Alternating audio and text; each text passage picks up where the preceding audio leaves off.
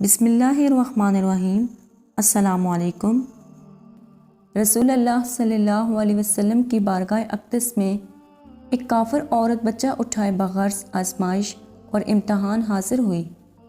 اللہ کی شان دیکھیں، اس 2 ماہ کے دودھ پیتے بچے نے کہا، یا رسول اللہ السلام علیکم، ہم آپ صلی اللہ علیہ وسلم کی خدمت اقدس میں حاضر ہیں۔ ماں کے چہرے کا رنگ سرد ہو گیا۔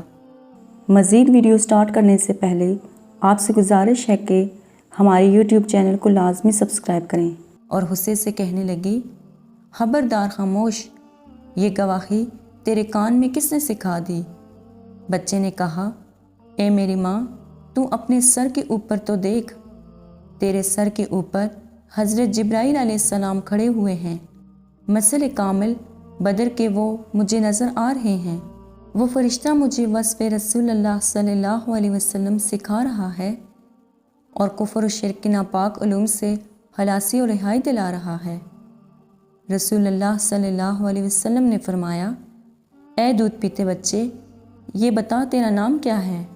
بچے نے کہا، میرا نام حق تعالیٰ کے نزدیک عبدالعزیز ہے، مگر ان مشرکوں نے میرا نام عبد اعزا رکھا ہے۔